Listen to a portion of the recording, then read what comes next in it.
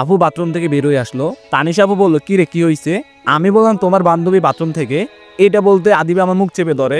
আদিবা বললো, হঠাৎ রুমে চলে আসার কারণে আমি ওকে দেখে ভয় পেয়ে যাই, আর আমার চিৎকার শুনে তোর ভাইও চিৎকার করে।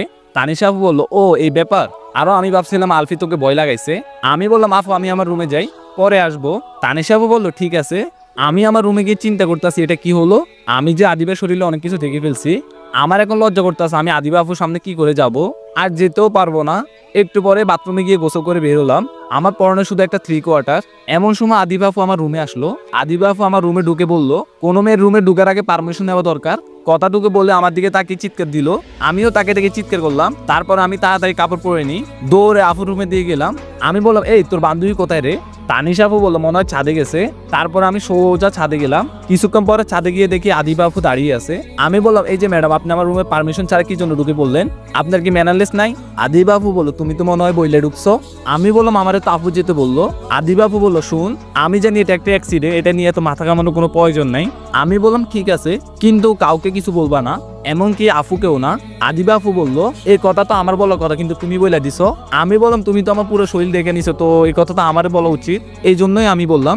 আদিবা আপু মুচকে হেসে বললো, হাসালে অনেক বিনোদন পাইলাম। আমি বললাম, আপনার নাভিটা অনেক সুন্দর। আদিবা আপু বললো, এই বজ্জাত ছেলে। আমিও হাসতে হাসতে বললাম, আপনাকে বিনোদন দিলাম। তারপরে আমি চলে আসি। খাওয়া দাওয়া শেষ করে বাইরে চলে আসলাম। রোহান আর সাইদের সাথে আড্ডা দিতেছি।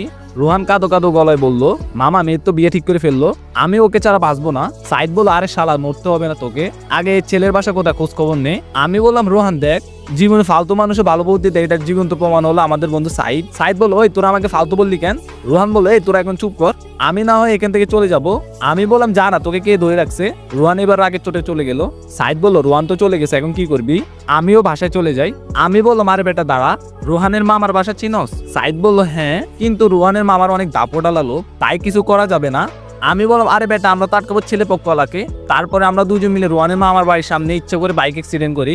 অ্যাক্সিডেন্ট করাতে সাইড গিয়ে রাস্তার মধ্যে করলো, আর আমি পড়লাম গাছের গোড়ার মধ্যে। কিছুক্ষণের ভিতরে মানুষ জড়ো হতে লাগলো। এটাই তো আমি চাইছিলাম। আমি জ্ঞান হারানোর নাটক করে পড়ে আছি। সাইদ বললো, এই আলফি কথা বল, তোর কি হয়েছে? সাইদ আমাকে কোলে করে রোহানের মামার বাড়িতে নিয়ে গেল। দরজাতে নক করাতে একজন আসলো আর বললো, আমার বন্ধু মারাত্মকভাবে আহত হয়েছে, আপনারা যদি একটু হেল্প করেন তবে মাথার মধ্যে একটু পানি ডালবো। আমি মনে মনে ভাবতেছি, শালা তো ভালো অ্যাক্টিং করতেছে। আমার সাইদের অ্যাক্টিং দেখে হাসা চলে আসতেছে, যেটা সাইদকে বলে বোঝানো যাবে না। তার মানে ও এই নাটকটা ঠিক করে করতে পারবে। এমন সময় দুজন মহিলা হাতে পানি নিয়ে আসলো, আর আমার মাথায় একটু একটু করে ডালতে আছে। আমি মনে মনে বলতেছি, আর একটু বেশি করে ডালো। 5 মিনিট এভাবে পানি ডালার কারণে আমি নাটক শেষ করলাম। আমি চোখ খুলেই বললাম, সাইদ আমি কই? সাইদ বললো, দোস্ত তুই জায়গা মতোই আসস। আমি বললাম, সাইদ আমার ফোন পাচ্ছি না কেন? তারপরে রোহানের মামাতো বোন থেকে ফোনটা নিয়ে আমার ফোনে একটা কল দিলাম। ফোনটা পাওয়ার পরে তাদেরকে ধন্যবাদ দিয়ে চলে আসলাম। এলাকাতে এসে আড্ডা দিলাম। রাত 10টার দিকে বাসায় ফিরে আসলাম। আম্মু বললো, এতক্ষণ কই ছিলি? আমি বললাম, একটা মিশন থেকে আসছি আম্মু। আব্বু বললো, আবার কার ঘরে আগুন লাগানোর চেষ্টা করতেছস? আমি বললাম, নিজের ঘরে লাগাবো। আম্মু বললো, ঠিক আছে ঠিক আছে, তুই তোর বাবার মতো হোস না, তাহলে তো সারা জীবন বাসা থেকে অফিস, অফিস থেকে বাসা এইভাবে করতে করতে চলে যাবে। আব্বু বললো, এই তুমি আমাকে এখানে টানাটানি করতেছো কেন? আমি বললাম, আম্মু তোমরা তোমাদের পার্সোনাল ঝগড়া রুমে গিয়ে করো। আম্মু বললো, এই তুই বড়দের মাঝখানে কথা বলতেছস কেন? পুরা বাবার মতো হইছে। আব্বু বললো, এবার কিন্তু ঠিক হচ্ছে না, বারবার দেখতেছি তুমি শুধু আমাকে টেনে আনতেছো, আর আমার ছেলে তো আমার মতোই হবে, তোমার মতো নাকি? আর যদিও আমার মতো হয়, তোমার কোনো সমস্যা আছে? আমি বললাম, আমার ক্ষুধা লাগছে, আমাকে খাবার দিবে না নাকি? আম্মু বললো, তো বাবাকে বল খাবার রেডি করে দিতে। এই বলে আম্মু চলে গেল। আসলে এটা আমাদের পরিবারের ঝগড়া না, এটা হলো ভালোবাসা।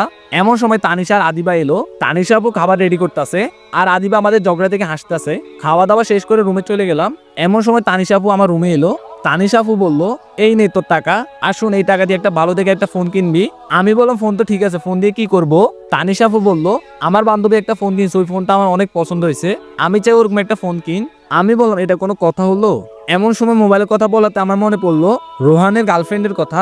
আমি বললাম, আপু একটু দাঁড়া, আমি কথা বলে আসতেছি, একজনের সাথে আমার কিছু কথা আছে। তানিশা আপু বললো, তোর কথা কি ছেলের সাথে নাকি মেয়ের সাথে? আমি বললাম, মেয়ের সাথে। তানিশা আপু বললো, কতদিন ধরে চলতেছে তোদের এটা? আমি বললাম, কি কতদিন ধরে চলতেছে? তানিশা আপু বললো, মোবাইলে কতদিন চলতেছে? আমি বললাম, আপু আমার জন্য কথা বলতাছি না। আমি বললাম, আপু আমার জন্য কথা বলতাছি না, রোহানের জন্য কথা বলতাছি।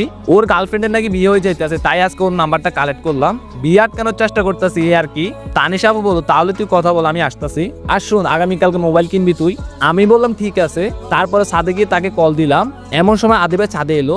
আমার কথা বলা দেখে আদিবা বললো, কার সাথে কথা বলতাছো? আমি বললাম, গার্লফ্রেন্ডের সাথে। আদিবা বললো, ভালো তো, তোমার বোন বললো কোনো গার্লফ্রেন্ড নাই বলে তোমার। আমি বললাম, ও ঠিক বলছে, আমি আমার বন্ধুর গার্লফ্রেন্ডের সাথে কথা বলতাছি। তারপরে ওর সাথে কথা বলে ছেলে খোঁজ খবর নিলাম, তারপরে আদিবাকে সবকিছু খুলে বললাম। আমি বললাম সরি। আদিবা বললো কেন? আমি বললাম দুপুরবেলা যে খারাপ ব্যবহারটা করছে ওটার জন্য। আদিবা বললো কোনো সমস্যা নাই, ইটস ওকে। আমি বললাম আপনি এত রাতে ছাদে কি জন্য আসছেন? আদিবা বললো আমার মা একটু কল দিবে, এই জন্যই ছাদে আসা। আমি বললাম ও। তারপরে আদিবা তার মার সাথে কথা বলতেছে, আমি দাঁড়িয়ে আছি। কথা শেষ করে আদিবা আমার দিকে তাকিয়ে আছে। আদিবা বললো একটা কথা বলবো। আমি বললাম বলো। আদিবা বললো তুমি তোমার পরিবারের সাথে সবসময় এমনভাবে কথা বলো কেন? আমি বললাম আমাদের পরিবারের সবাই সবাইকে বুঝে এবং এটা ঝগড়া না, এটা ভালোবাসা। আম্মু আব্বু ভালোবেসেই বিয়ে করছে, তাদের দুজনের মধ্যে অনেক মিষ্টি ঝগড়া হয়। মায়ের যদি কখনো অসুখ হয় আব্বু ঘুমায় না, আবার যদি বাবার অসুখ হয় মা সারা রাত ধরে বাবার সেবা করে। আর আফুর ঝগড়া তো অন্যরকম, কখনো কিছু চাইতে হয় না। আফুর যদি কোনো সমস্যা হয় সবকিছু আমার কাছে শেয়ার করে।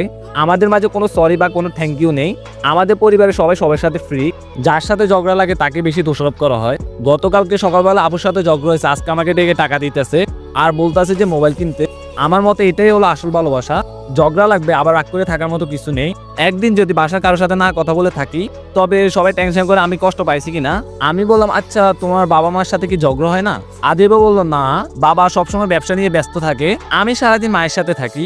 কিন্তু এটা মানতে হবে আব্বু আম্মু এই বয়সে এখনো রোমান্টিক, এখনো তারা সময় বের করে ঘোরাঘুরি করে। তাই তো মা বাবাকে একা ছেড়ে আসছি, আর কাবাবে হাড্ডি হতে চাই নাই। কিন্তু আমি একা থাকবো বাসায়, তাই আমি তানিশের সাথে কথা বলে এখানে চলে আসি, কারণ আমার কাছে একা একা ভালো লাগে না। আমি প্রথমে ভাবছিলাম তুমি অনেক ঝগড়াতে, কিন্তু এখন দেখতেছি তোমরা ভালোবাসার ঝগড়া করো।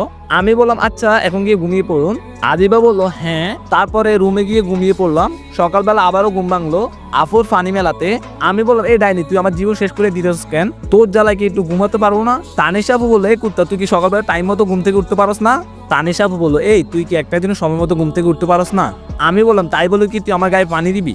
আমি বললাম এই জন্য কি তুই আমার মুখে পানি ঢালবি? আমাকে একটা দিন আরামে ঘুম যেতে দিস না? তানিশা আপু বললো এই শোন তোর এত বকাবকি শোনার সময় নেই আমার, ফ্রেশ হয়ে খাওয়া দাওয়া শেষ কর, কলেজে যেতে হবে। আমি বললাম তুই কি আমাকে ড্রাইভার পাইছিস নাকি? আমি আজকে কলেজে যাব না। তানিশা আপু বললো এটা তোর ব্যাপার, কিন্তু আমি কলেজে যাব তুই আমাকে দিয়ে আসবি।